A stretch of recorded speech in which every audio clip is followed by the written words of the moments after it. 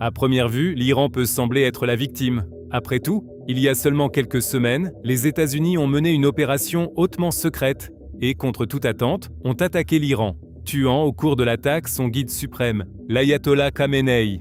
Ce qui a beaucoup moins attiré l'attention dans un premier temps, en revanche, c'est le fait que le régime iranien fait preuve d'une cruauté inimaginable depuis des années. En réalité, il est bien plus brutal que ce que l'on observe d'ordinaire dans d'autres pays à majorité musulmane. Dans cette vidéo, nous allons donc vous donner un aperçu de ces réalités d'une brutalité extrême qui reste, de façon sidérante, totalement normales en Iran, même en 2026. Commençons tout de suite par un point qui distingue fondamentalement l'Iran d'État, comme les Émirats arabes unis, eux aussi connus pour leurs lois strictes et leurs sanctions sévères. Lorsqu'on voyage comme touriste dans un pays étranger, on part généralement du principe que tant qu'on respecte la loi, on ne risque rien. En Iran, ce n'est pas le cas. Le régime a transformé l'enlèvement systématique de touristes occidentaux et de binationaux en un véritable système, officiel et redoutablement efficace. Concrètement, cela signifie que des étrangers sont arrêtés du jour au lendemain à l'aéroport ou dans leur hôtel, puis disparaissent souvent pendant des mois en cellule d'isolement. L'accusation vague avancée presque à chaque fois est l'espionnage. Le diplomate suédois de l'Union européenne, Johan Flauderus, par exemple, s'est retrouvé emprisonné de cette manière en 2022, alors qu'il voulait simplement passer des vacances en Iran. Il y a passé 790 jours, soit environ 2 ans et 2 mois, un chiffre ahurissant. Son procès n'était qu'une mise en scène, au point que les procureurs ont même réclamé la peine de mort. En réalité, le régime ne l'avait enfermé que pour l'échanger contre Hamid Nouri, un citoyen iranien condamné à la prison à vie en Suède pour des crimes de guerre de masse commis en 1988. En juin 2024, cet échange de prisonniers cyniques a finalement eu lieu, et le plan du régime iranien a fonctionné. Le fait que cette méthode soit encore utilisée en 2026 se voit notamment dans l'affaire du couple britannique, Craig et Lindsay Foreman.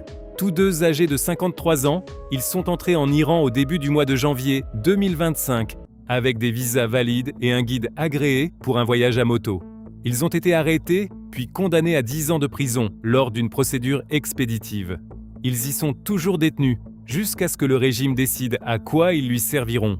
La peine de mort pour ce que le régime appelle des crimes moraux est elle aussi quelque chose de totalement inimaginable dans la plupart des pays en 2026. Mais en Iran, ce qui semble tout droit sorti du Moyen-Âge le plus sombre, reste une réalité ordinaire. Le code pénal iranien punit bel et bien les supposés crimes contre Dieu, et cela inclut par exemple toute relation sexuelle hors mariage. Pour les personnes non mariées, la loi prévoit 100 coups de fouet. C'est un châtiment qui provoque de graves traumatismes physiques. Et en cas de 4e condamnation, la sentence devient la mort par pendaison. Plus sidérant encore, la sanction légale prévue pour les personnes mariées qui commettent un adultère. Dans ces cas-là, la loi prévoit explicitement la mort par lapidation. Les hommes sont enterrés jusqu'à la taille dans une fosse, tandis que les femmes le sont jusqu'à la poitrine, presque incapables de bouger. La loi va même jusqu'à préciser la taille des pierres que doivent utiliser les bourreaux. Elles ne doivent pas être assez grosses pour tuer immédiatement, mais elles ne doivent pas non plus être trop petites. L'objectif, selon le texte même de la loi, est de prolonger la souffrance et l'agonie de la victime aussi longtemps que possible. De manière générale, l'Iran bat tous les records en matière d'exécution. En 2024, Amnesty International en a documenté plus de 1000. En 2025, la situation s'est brutalement aggravée. Les organisations de défense des droits humains ont recensé entre 1922 et 2200 exécutions. C'est une hausse effarante, proche de 100%, et le chiffre le plus élevé depuis 37 ans. Rien qu'en décembre 2025, 376 personnes ont été exécutées. Environ la moitié sous prétexte d'infractions liées à la drogue, un prétexte que le régime utilise souvent pour viser des minorités ethniques qu'il veut faire disparaître sans avoir à formuler d'accusations politiques. Alors que les autres pays qui appliquent encore la peine de mort procèdent au moins dans des lieux prévus à cet effet, les pendaisons en Iran ont souvent lieu en public, au moyen de grues de chantier. Il n'y a pas de trappe conçue pour briser rapidement la nuque.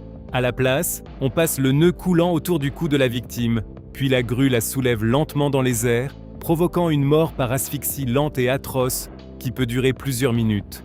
Le public est contraint d'y assister. Même les personnes qui ne sont pas condamnées à mort sur la base d'accusations absurdes ou entièrement fabriquées ont toutes les raisons de redouter le code pénal iranien.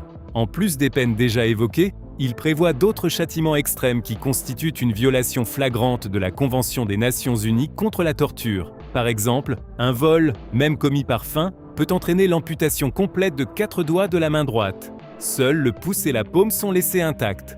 Tout aussi glaçant, il y a le principe dit du qisas, littéralement œil pour œil.